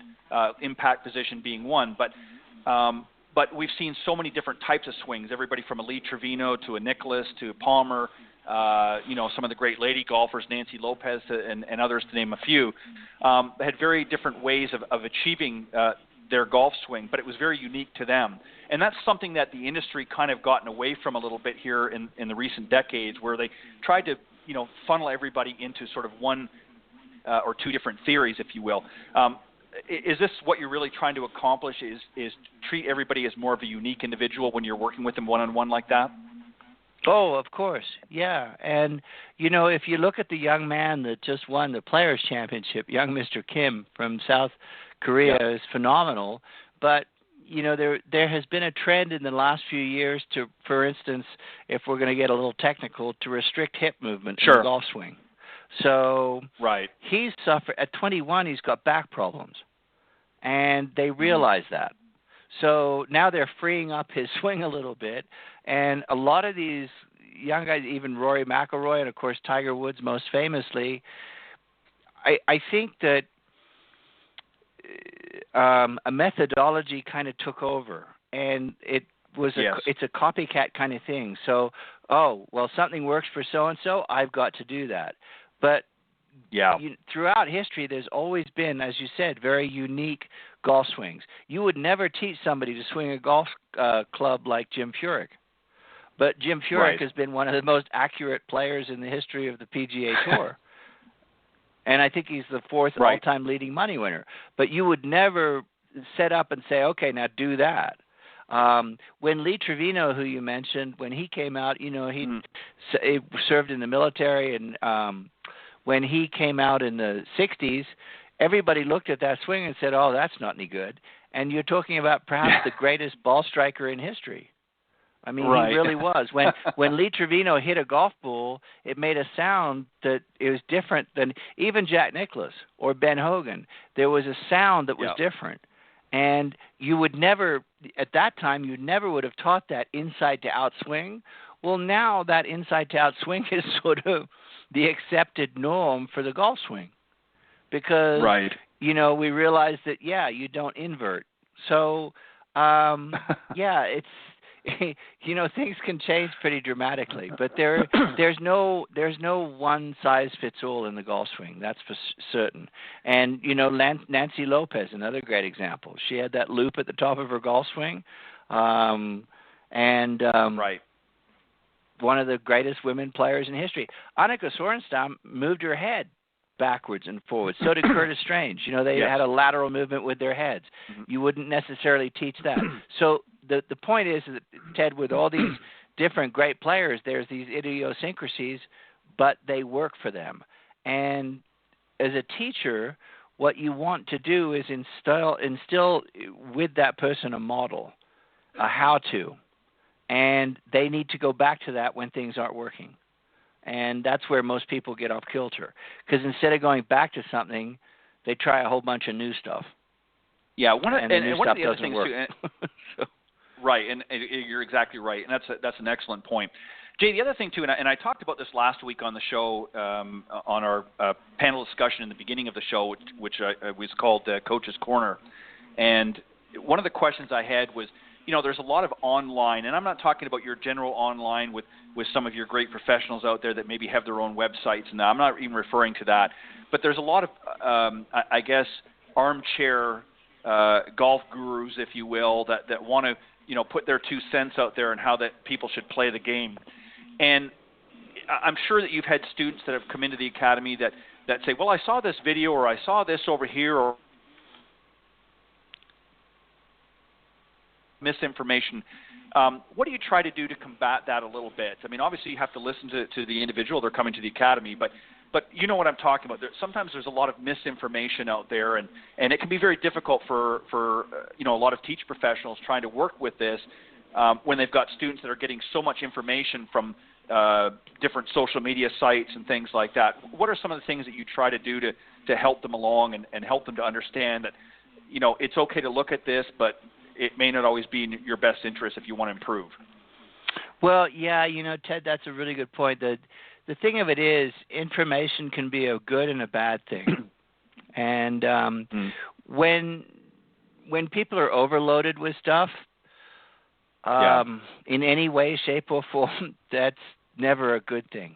The other problem is with this stuff is that all these teachers, I have great respect for all these people that have studied the golf swing, that understand the golf swing, that obviously know the golf swing, and they write articles and all this sort of stuff. And but that stuff doesn't work.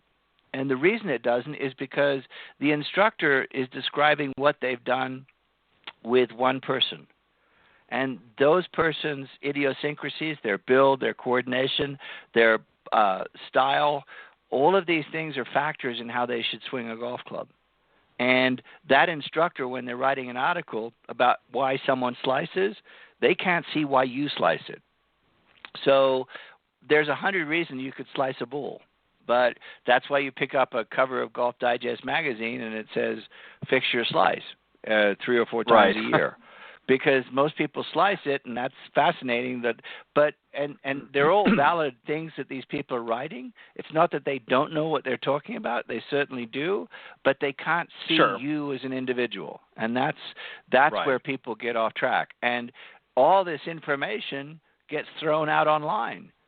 And one of the things we work on is the mental game. And Kerry Mumford, who was our mentor, he taught us that someone will learn something one thing at a time. And if somebody's trying to interpret more than one thing at a time, they're never going to get it. It's just not how you learn. So when you throw videos out to like your everyday golfer and they see 10 or 15 things that they want to change, that's just not going to happen. So it's overload. Yeah, it's overload, and it's confusing as well because everybody has their different takes and different theories, as you mentioned earlier, and there's nothing wrong with that. It may work for some golfers, but you can't sort of blanket every golfer with that. And I think, unfortunately, as you pointed out earlier, over the last little while in the industry, there has been sort of a dramatic change in how the game was being taught, and some of it good and some of it unfortunately not. And I always get a chuckle when I go down to the PGA merchandising show. I didn't make it this past year, but I've been other years. And there's always something new, and it's certainly interesting. But there's a danger with it too, because sometimes, as you said, the information is very generic, and it may not apply to a lot of golfers out there. And I think sometimes when we try to put them into a box, it's a recipe sometimes, I think, for disaster. I want to talk to you about, students coming to the academy. Is there anything golfers, in your estimation, that he or she can do to prepare for an experience with the academy? What do you like them to do in preparation to coming to the academy? Well, actually, we get those in all shapes and forms. We've had people who aspire to be touring professionals, and then absolute beginners and everybody in between. So depending on the situation, the best thing for us, Ted, is that they come in with a fresh slate, that they come in with not a lot of conflicting thoughts. And we're going to help a gentleman this weekend at our site at Green Valley Ranch in Colorado, which is an amazing golf course. It hosts all 3 major all 3 professional championships in Colorado. It's a very unique facility, and it was built for teaching. So the golf course is superb. but we're working with a gentleman that's completely lost his game. And he asked me for advice a few weeks ago when they booked the school, and I asked him just to not play. So don't do anything until we see you, because the less conflicting information that we have coming in, the easier it's going to be to help you. But for us, in someone preparing, the greatest stuff that they can do is stretching and exercising. And we actually have a very unique yoga program that we created 15 years ago that was really ahead of its time, called Engulfing Yoga, where we have golf-specific stretching exercises for people. So preparing to come and see us, the best thing in the world that they can do is stretching exercises. Yeah, and also, as you said, really coming with an open mind and being receptive to what it is that you're doing at your facilities. I think one of the things too that a lot of amateur golfers fall into the trap is they don't practice with any sense of purpose. So let's walk through some of the things that a student can expect coming to the academy. What are some of the things? Obviously, let's start with the most obvious, obviously, beginning golfer. Somebody that maybe they've played it once or twice in their life. They might even have taken a lesson here or there, but they're really not somebody that's played a lot, and they're coming to your academy for the first time. Where do you start with a student like that in most cases? Well, someone like that, they're going to learn the fundamentals: grip, stance, alignment, and posture. And that's going to be the foundation of their golf swing for the rest of their lives. And these are the most important things that they're ever going to learn. And we love someone like that because it's so much easier to work with someone like that, Ted, than it is with somebody that's been doing it maybe incorrectly for 20 or 30 years that you need to change habits. So it's, as you know, so much easier to create good habits rather than changing bad ones. So they're going to learn to do that, and they're going to build a foundation which will last them a lifetime. And all of our teachers are fundamentalists, so they're all going to start there. I mean, you can't put the cart before the horse and all the different similes and axioms that you would use. But, if you're going to learn it from the ground up, this is the perfect way to do it because it's going to allow you to do that and do it in 3 days. And if someone gives us 3 days of their time, they're going to become a golfer.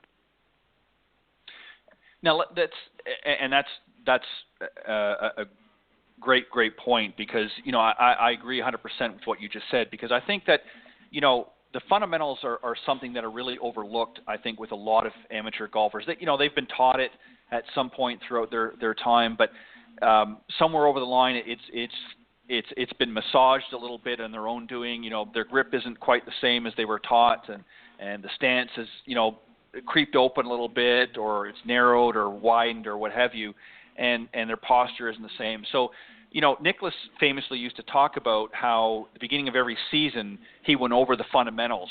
That was the main, he didn't go out there and beat 1,000 balls a day like some people did. He certainly worked on different shots that were important to him, but he worked on the fundamentals. He made sure that, that was obviously back when the PGA Tour was not playing, virtually 12 months a year. In the winter months, that's what he did. Is he went out and he, did his fly fishing and other things.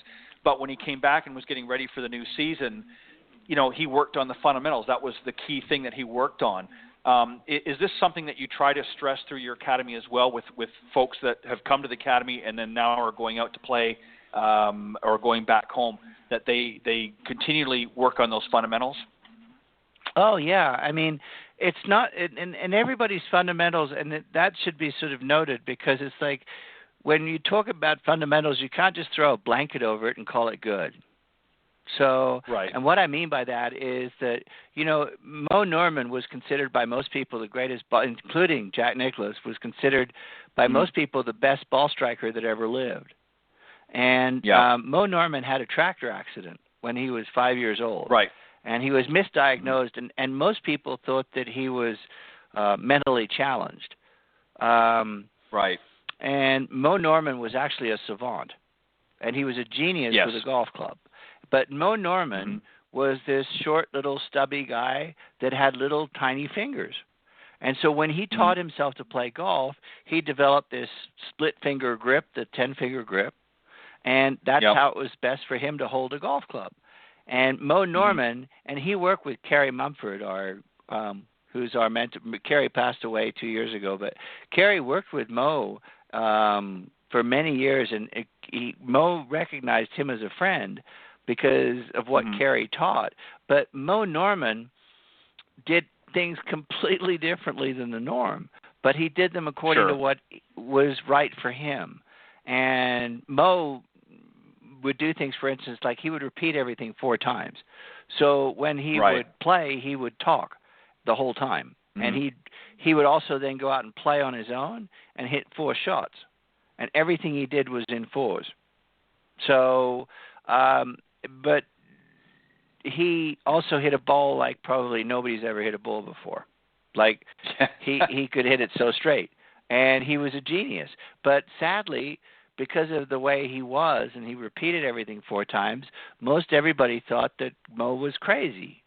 And he really wasn't. Right. And he was a people person who was shunned by people. Right. And it was kind of a tragic thing. He lived in his car for 25 years. And at the end of his life, Titleist gave him a stipend, and he would show up occasionally for clinics that they did and things like that. But this was a genius that never got appreciated for being – it's like a 18th century composer, that never got recognized for being the brilliant person that he was, or a painter that cut off his ear. I mean, he was this guy that was just extraordinary that nobody ever really understood. And the reason I'm bringing that up is because there's different ways for different play this game.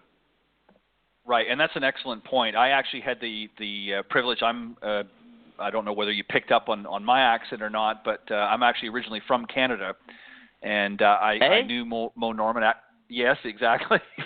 And, I'm sorry, that was a cheap shot, Ted. That was below the belt. No, that's quite all right. But I actually had the honor on one occasion to actually play with Mo. I was friends with another gentleman, Nick Westlock, who was very good friends with Mo over the years, and he was a fellow golf professional from Canada.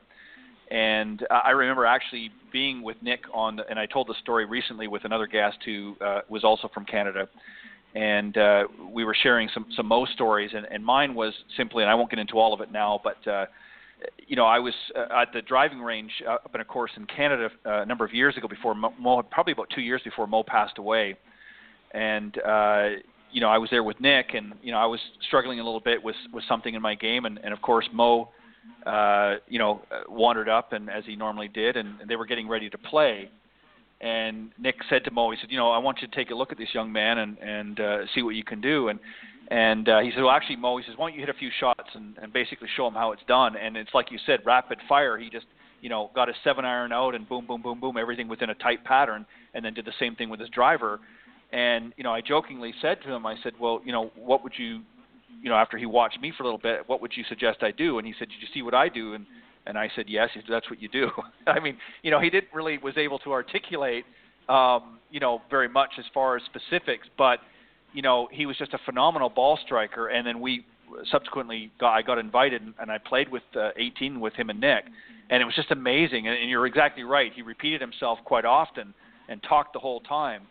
But he was just an amazement to watch. And I'm quite familiar with his story and all the background on it, some of the quirkiness, I guess, for lack of better words. But, yeah, he was definitely a phenomenal ball striker and loved the game of golf. And it was sad that, and very tragic, his life story. But at the same time, he did what he loved.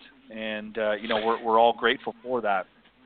Yeah, he did. I mean, he was an extraordinary person, and the sad thing is we take things, Ted, so much on surface value, and we make assumptions with people. And Mo was so badly treated in his life because the reason Kerry knew him because we do personality profiles, or he did, with people, and so we understand their learning styles, and that's why he understood Mo so well. And Mo would say things, you maybe heard him say this, is like, I know the secret, I know the secret, I know the secret, I know, and he did. Yeah. But he, as you just said too, he couldn't articulate it. He couldn't tell you why he knew. No. He just knew. But that was Mo being Mo. And the tragic thing with Mo Norman was that he loved people, but people shunned him. Yes. And so that's a tragic thing. It wasn't like he was a recluse. He wanted to be around people, but people never wanted to be around him.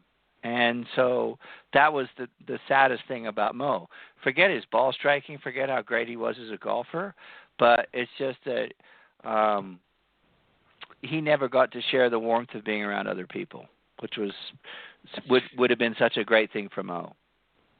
Yeah, and just one final note, because I don't want to, obviously I don't want to take all of our time circling around Mo, but I know from personal experience and just from people that knew him in conversations that he obviously gravitated to children and vice versa. Love I think children. that they, and actually as he went on in life, enjoyed a lot of time. If you were a young kid and you came up to Mo, you could say hello. If you were an adult, you were taking your chances, because if he didn't know you, he didn't want to engage, because he was very uncomfortable in that setting just because of how he had been treated. But anyways, it was certainly something to to be able to see it, to see him hit the ball, and obviously for those that played with him, just to watch how he handled himself out in the golf course as far as his ball striking and that, it was just amazing. And I know some of the best players in the world, even to this day, if you were to ask them about Mo Norman, they would have a great story to share with you.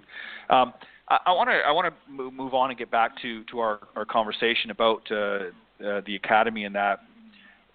You mentioned that you have several academies across Canada, and are they all uniquely the same? I mean, as far as the methodology that you teach throughout the academies, or does each sort of offer something a little bit different? Do you specialize, as an example, in short game at certain facilities, or is it the whole package at each of your locations?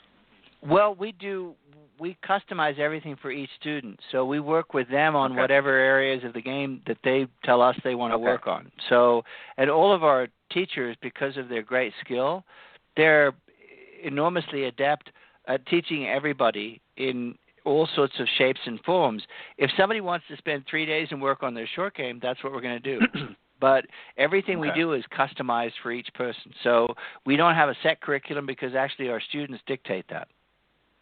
Okay, that's phenomenal, and see, I like that, and that's something, and it kind of touched on what we were talking about earlier. That was one of the things that I think has been a little bit of a problem in the industry for a number of years now, and I think this has added to some of the level of frustration with a lot of golfers, is that there has sort of this one size fits all mentality, and I understand why they're doing it. It's part of the marketing and trying to again put everybody in that one box. I think that the intent was good, but I think the understanding of how different everybody was sort of overlooked, and this has added to some of the frustration.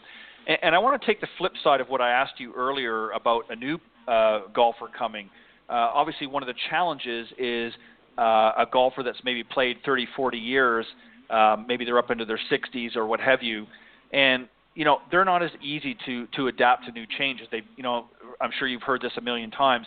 Well, I've been playing like this for 25, 30 years, and they're not as receptive. How do you work with players like that? What is there a key to success, if you will, in working with players that maybe have become a little bit more rigid in their methodology, and how do you sort of break through that surface a little bit?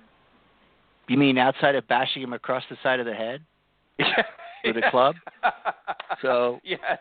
But you know what I'm talking about, Jay. I mean, the reality is, as the population is getting older, there's a lot of golfers out there that they still want to play, they want help with their game, but they're falling into those same old patterns all the time. How do you work with students like that? The longer someone's done something incorrectly, Ted, the harder it is for them to change. And the thing of it is if somebody comes to our school, we hope they're receptive to learning new things, because changing is never easy. As I think we talked about a little bit earlier, it's a lot easier for us to work with somebody who's a complete beginner and create this beautiful, fresh, clean palette of a golf swing. But there's an art form to working with somebody that's gotten really stuck. And we want the people that are most stuck. Because of the skill of our teachers and how great they are, we can get that person unstuck. And so the bigger problems you have, bring them to us. Okay, well said. Now, obviously, you've played professionally as a golf professional yourself over the years, as well as, of course, teach. What were some of the things, as a player that looking back now, if you had have known then, would have made a difference? And I'm referring to not the physical aspect as much as I am about the mental aspect. What were some of the challenges mentally that you had out in the golf course that you're now able to bring to your instruction? Well, I mean, personally, I would have I'm sort of ashamed to admit I would have complete mental breakdowns on the golf course. I mean, I would have meltdowns. Right. And one time in the New South Wales Open, I shot 67 and broke 3 clubs, which is really tragic. And that's not a great thing to admit. No. Yeah. And but when I met Kerry Mumford in 1989 at a PGA seminar, I moved to Colorado and became a club professional in 1986. And so during my PGA training is when I met Kerry Mumford, and I learned about the mental part of the game, which he taught me, and he mentored all of our teachers, and he was such a significant part of what we do. But Kerry showed me things that if I'd have been able to do when I had some talent to play a few years earlier, that if I'd been able to transition those things, they were amazing. But we as human beings, we continually learn. And golf, I think that's one of the things that attracts us to golf, is that it's also continually learning. And now I'm in my 50s, and if I had the brain I have now and the head I had now, but the talent maybe that I had 35 years ago, I'd probably be able to do this for a living, But it took me a lifetime to learn these things. And where we transition that for our students is being able to pass along that information. A lot of our teachers have had much more brilliant playing careers than I ever had. So, but now they're teachers, and that's what matters.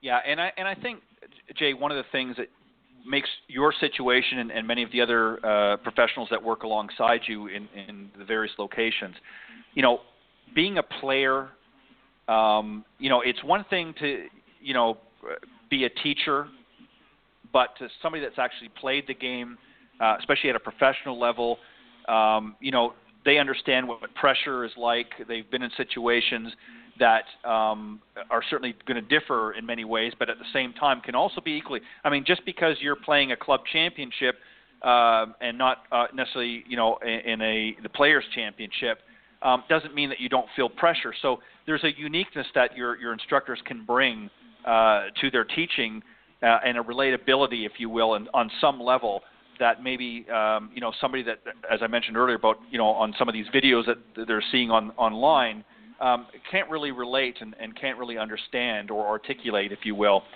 So there's a certain uniqueness, I think, that your instruction is able to bring by saying to the students, I understand what it's like to be out on the golf course and be in a pressure situation like this, and here's how I would suggest that you handle it, or give them some mental tests or what have you, if you will, or pointers that they can use out in the golf course. A common phrase now is of course self-talk. Talking to yourself while you're navigating around the course. Is that something that you subscribe to as well in some of the mental aspects of your teaching? Well, actually, yes, but not in the way that people would imagine it. We actually want people to do what Mo Norman did. We want them to talk continually so that they don't think. Mm-hmm. But when you're talking to yourself, you're thinking. And so it's like how you talk to yourself. So we teach people Clear Key, this methodology of carries, which is very unusual. But people do things best when they're doing it by rote. And they're doing it without thought. So we teach people how to actually not think, and they do that by talking all the time.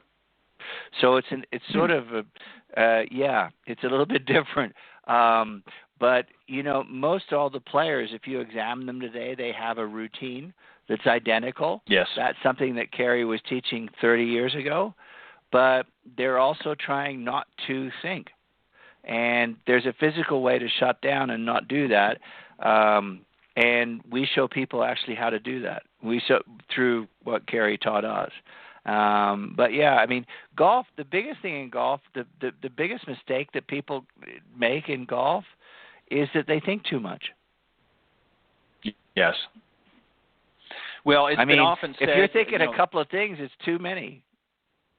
Right. Nicklaus famously talked about as well that, the 6 inches between his ears were, what could do the most damage. It wasn't the clubs and it wasn't his golf swing. It was what was going on between his ears at any given time. And if he was not in the right mindset or the right mind frame, he pretty much knew whether or not he was going to win a golf tournament when he got in there and started playing. He was able to, because he knew what he needed to do to navigate around the golf course. And when things weren't happening the way, it wasn't because he hit a bad shot. I mean, obviously he hit bad shots. That's going to happen with any level golfer. Tiger hit them, and many of the others that we've talked about tonight. But it's how they handled those shots and what they did next that was really a deciding factor, and the confidence that they were able to, bring to that particular round. If they were confident in their game and assured of what was going to happen, then they would, and more often than not, be successful. Even if they didn't win the tournament, they would certainly be in the top 10 or top 5 of the tournament. But if things started, the wheels started falling off the bus a little bit earlier, as you said, a mental meltdown happened, and they just were not able to recover in that particular game, in that particular tournament. And obviously, this is something that you're helping your students with at the academies, correct? Yeah, I mean, we do. We work on that. But, again, to going back to something you'd mentioned earlier, Ted, about Nicklaus, is that, and how he learned the game, he's a classic kind of individual. Because Nicklaus came out, I think, in 1962 on the PGA Tour, and he'd obviously had this huge amateur career. He almost won the U.S. Open at Cherry Hills as an amateur, or Palmer shot his great round at Cherry Hills. But when he came out on tour, he hit this high fade. Well, nobody hit a high fade.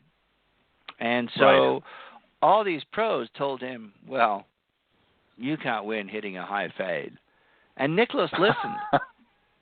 And so, he'd been taught by Jack Grout at his parents' club.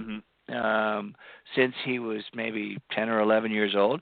So in 1963, he hired this Scottish guy as his coach because he wanted to learn how to draw the ball. And I think 1963 or 62, one of those 2 years early on was the only year he didn't win a tournament. Right. But he could hit a draw. And so, he had this flying right elbow, but he tucked it in, and he made all these changes. And he realized that after that year of changing to a draw, he couldn't hit the side of a barn. And so with sort of his tail between his legs, he went back to Jack Grout. And Jack let him warm up. And then he said, well, hit a high fade with your driver. So, of course, Nicklaus got out, and his right elbow comes out again, and he hits this massive, big, high 15-yard fade. And Jack Grout watched him hit 10 of those shots and walked off the driving range. And Jack Nicklaus never had another coach of any existence. Well, he worked with a couple of guys later on in his life, but that didn't really matter. But throughout his whole life, he worked with Jack Grout. So he stuck with what he did, is the point. And he deviated from it, but the greatest player in history did things a little bit differently, but he didn't deviate from them. Well, and that really goes back, sort of encompasses really what you talked about in the very beginning about, the uniqueness of each individual and working with what Again, obviously there may be core fundamentals, but the fundamentals even might be slightly different for each individual person. As you point out with Mo, I mean, with having short fingers. Nicholas talked about as well about having sort of shorter and kind of stubbier fingers as well. When he shot the video, Golf My Way, he talked about that. So he found a grip that worked for him and stuck with it. And I'm sure, as you said, when he went on and worked with somebody else there for that short period of time, I'm sure they were trying to make all kinds of changes that obviously were not conducive for Jack being, the best that he could be. And, he was obviously very smart in recognizing that and going back to what worked for him. But maybe what worked for Jack might not have worked for Arnold Palmer or Lee Trevino or some of the other greats at that time. They had to find their own uniqueness and what worked for them. And I think that's something, too, that's been missing here, and that's really what I was talking about with sort of lumping everybody into a box, is, there's been too much of that over the last several years. And, again, some golfers have been able to grapple with that and work through it, but a good many have not, and I think that's added to the frustration. But, Jay, it's been a very interesting conversation and getting some different perspective on the game. But I want to give you an opportunity as we get ready to wind up here, just to talk a little bit more about the academy and obviously your new location. Is it open now? The new location at Turnberry?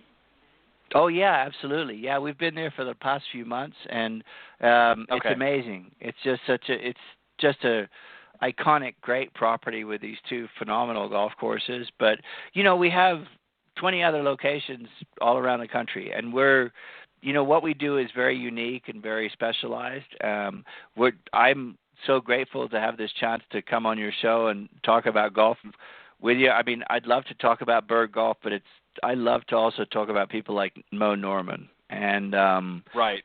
People who I revere, like Mr. Palmer and Jack Nicklaus and, these great players, and to examine their different idiosyncrasies as golfers. It's a cool thing. But, if somebody will give us, Ted, 3 days of their time or 4 or 5 days of their time at any one of our locations with one of our amazing professionals, it's a game changer for them. And anybody's interested, I'd love them to go to our website. It's birdgolf.com. So it's birdgolf.com. But we'd love to have the chance to help somebody take their game to a new level. That's what we do, and we do it very passionately. Well, and I like the fact that, again, we can't emphasize enough, and I agree wholeheartedly with what we've talked about tonight. I think that, dealing with the golfers as individuals and looking and addressing their specific needs and obviously, with a little guidance and the right coaching, you can get them into their best game. And I like that strategy. And obviously this is something that you guys have done, and that's why you've been successful at it for so many years and continue to grow in that. And I'm glad that, that you've taken the opportunity. I'm glad that your group reached out to me to come on the show. I appreciate that very much. And it's been very interesting having you on here. And again, for those tuning into the program tonight and those that will tune in later to the recorded version, go to birdgolf.com and you can learn more about a little bit about the philosophy, but also some of the different locations. Maybe there's one in your particular area that you can, or maybe you're going to be traveling here over the next few months and have some time. And it sounds like a great opportunity to really help with your game. So go to birdgolf.com. Jay, thank you very much for joining me tonight on Golf Talk Live. It's certainly been interesting, and I'd love to have you come back on again. And please invite some of your fellow pros from the Academy if you want to come on, and I'll let you guys pick a topic, and we can come on and have a great conversation. I'd love to have you guys back. Well, it's a privilege for us to have been on your show, Ted, and thank you for giving us that opportunity. And, yeah, we have some really special people that teach with us that I think you'd find really interesting, but we're very grateful to have had this opportunity, and we'd love to have the chance to help your listeners with their games too. So thank you for giving us that forum and allowing us to present what we do. Well, my pleasure, and again, thank you for doing what you're doing. It's refreshing, to know that there's some great people. This is one of the things I love about the golf profession is just a lot of excitement, a lot of enthusiasm all the time with helping others, and that's really what it's all about. It's not just hitting great golf shots. It's helping others to achieve their goals and dreams as well. And it's amazing what you can do. I've often said this so many times that golf and life parallel one another so very closely, and I'm sure you realize that as well. And it's just great profession to be a part of, and I enjoy it. And it's always a pleasure interviewing great folks like yourself. So thank you, Jay, for giving of your time. And I look forward to you coming back. You're welcome back anytime. Thank you so much, Ted. It's a privilege, as I said, and we're very grateful that you've had us on the show. So thank you very much for allowing us to be able to do that. Not a problem. You have a great evening, Jay, and we'll talk to you soon. Awesome. Thank you so much, Ted. All right. Take care.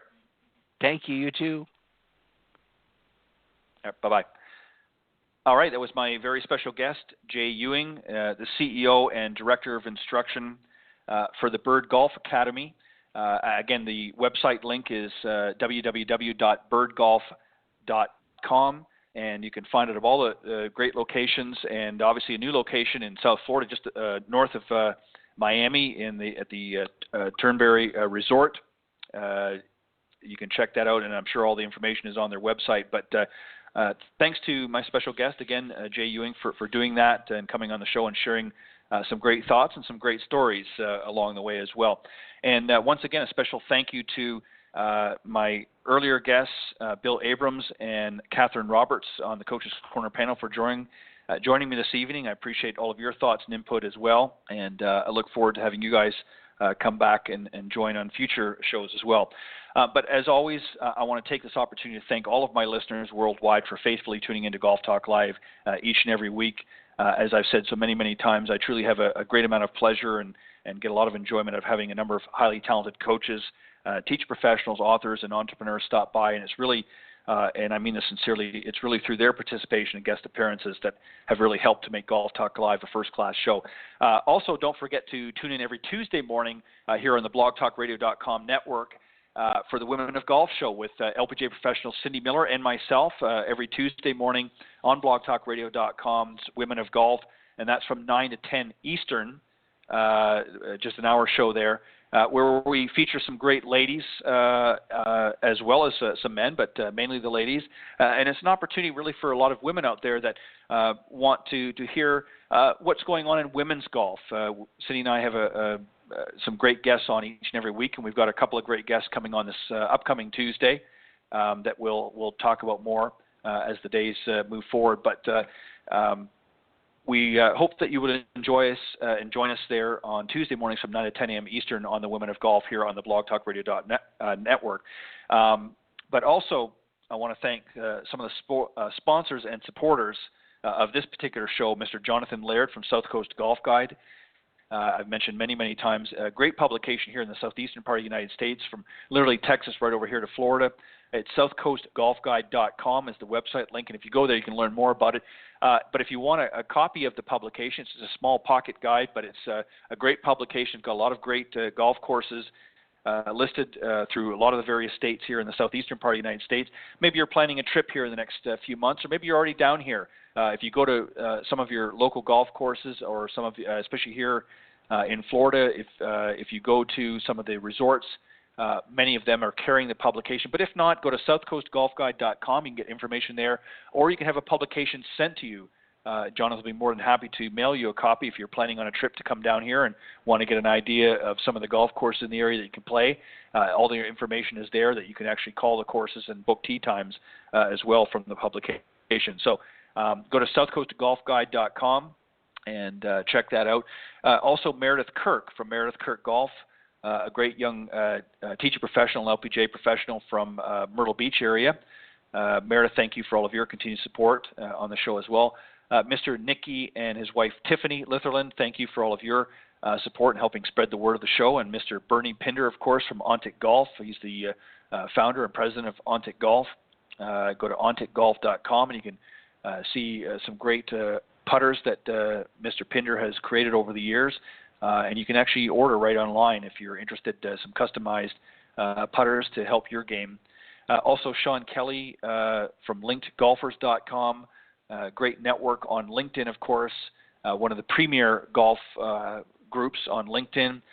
Go to linkedgolfers.com and see some of the great work that he's doing there as well. And last but not least, certainly Mr. Peter Doyle from Doyle Golf Solutions from Ireland. Thank you, Peter, for all of your continued support over the years as well. I appreciate that, my friend. He's a great teacher professional as well as a club fitter as well over in Ireland. Thank you again, Peter, for all of your. But again, as I said, most importantly, thank you to the listeners for faithfully tuning in. So remember, Tuesday mornings you can get us, Cindy and I, on the Women of Golf Show on blogtalkradio.com's Women of Golf from 9 to 10 a.m. Eastern Standard Time on Tuesdays. And here Thursday nights, you can get me and all of my great guests here on Golf Talk Live Thursdays from 6 to 8 p.m. Central on the blogtalkradio.com network. You can tell I'm getting tired. So remember to join me next week. God bless everybody. Have a great weekend, and I will see you next time right here on Golf Talk Live. Thanks, everybody.